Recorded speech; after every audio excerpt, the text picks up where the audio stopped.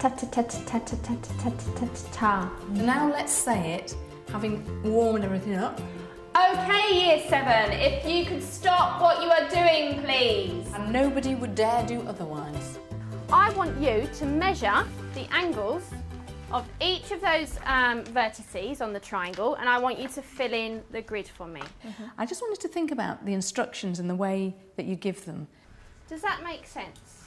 Before you do that, Okay, so I'd like to pick up the chair and I'd like to just move it over to that corner of the room there, please. Oh, but before you do that, could you just move it over a little bit over? No, actually, before you do, could you just bring it a bit further here? No, could you just put it over there? I'm getting the gist of it. Okay, so tell me what the gist is.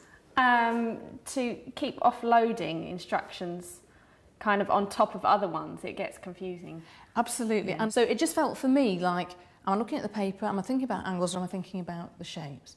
So work with that. You might go, triangles, ooh, different shaped triangles. Today, da-da-da-da. On your table, there are some triangles, different colours, different shapes. I would like you to measure the angles, and you have a grid on your table in which you need to record those angles. Great. As I say, you make these lessons, you really do make it fun. It's that big opening, if you like, it's the start of the show. Sock it to them.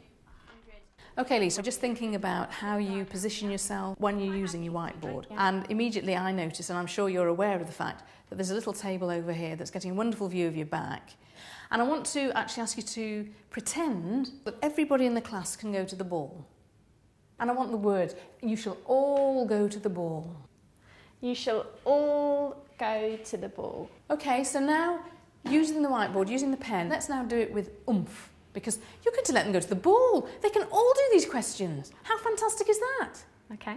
Okay, Year 7, I would like all of you to think, please, how could I prove that angles in a triangle add up to 180 degrees?